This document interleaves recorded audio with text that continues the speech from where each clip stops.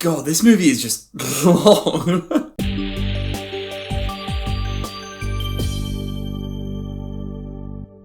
Killers of the Flower Moon. Legendary director Martin Scorsese once again teams up with Leonardo DiCaprio to give us another story, gluing us to our seats for 3+ hours. 3.5 hours to be exact. We're talking Irishman levels now. When oil is discovered in 1920s Oklahoma under the Osage Nation land, the Osage people are murdered one by one until the FBI steps in to unravel the mystery. Probably worth stating off the bat that I did have a good time with this one, but I do have a few reservations. Funnily enough, I've actually seen a lot of people comparing this to Oppenheimer, you know, it being better or worse or yada yada, and I can actually kind of see some similarities in a way. Might be a bit of a stretch, but hopefully there's like a handful of you out there that might go, oh yeah, fair enough. To a lesser extent, Killers of the Flower Moon does follow a singular character, Leonardo DiCaprio in this case, and is at times told in a non-linear storytelling format. Scenes can jump quite harshly from one to the next while not necessarily being sequential from the event that took place before it. You can often at times see them discussing something and then a few scenes later actually seeing that take place. Not quite comparing stories itself, but Killers of the Flower Moon also has a large task in introducing you to a vast amount of characters and a whole new concept.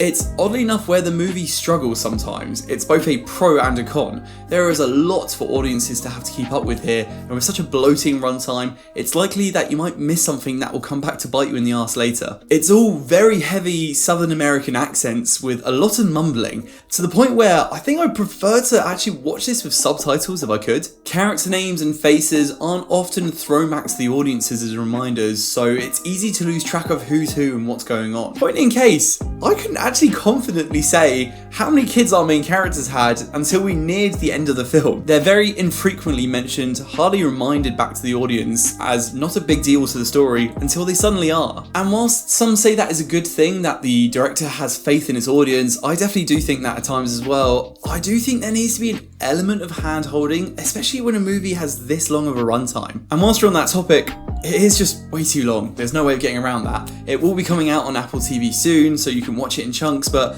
I like to watch things in cinema where I can, because it's, you know, better image and sound quality. But I would 100% not object to watching this in 2 sittings instead of 1. It's very draining. Sadly, I don't even think it needs to be this runtime with the sort of story it's telling. There's a lot of imagery shots, which granted can be used for foreshadowing, but I would take a lot of that out to help save the runtime. There's also some back and forth conversations which could have been removed if not tidied up and more concise too. And whilst I have my reservations about the quantity of story, there's no denying that the quality of story is truly great. It's based off a true story and an incredible story at that. Leonardo DiCaprio plays our main character who comes into this town and slowly corrupts with ill intent that sort of unhinge him, similar to his character from Wolf of Wall Street. He's great in this role, and similar to his character in Wolf of Wall Street, when the later part of the movie the character lets loose a bit more, that's when his acting truly shines. Lily Gladstone is our other main character here, who plays the daughter of the native families that are tied to that oil money wealth. She's also just fantastic here as she watches the world turn from bad to worse around her. But for me, without a doubt, the real icon is Robert De Niro.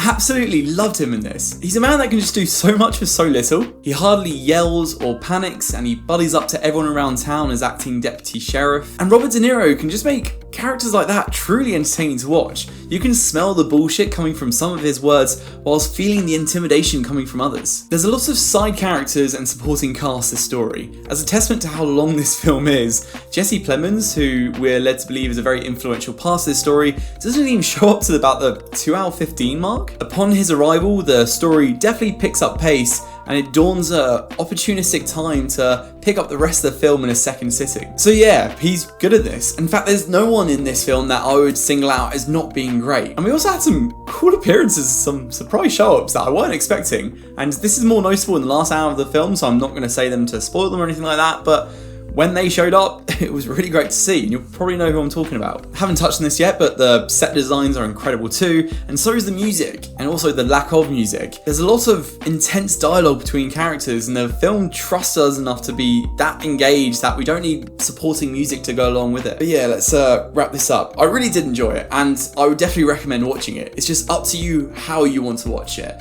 If you can watch it in the cinema, that's great, but I completely understand if you'd rather wait for this to come out on Apple TV.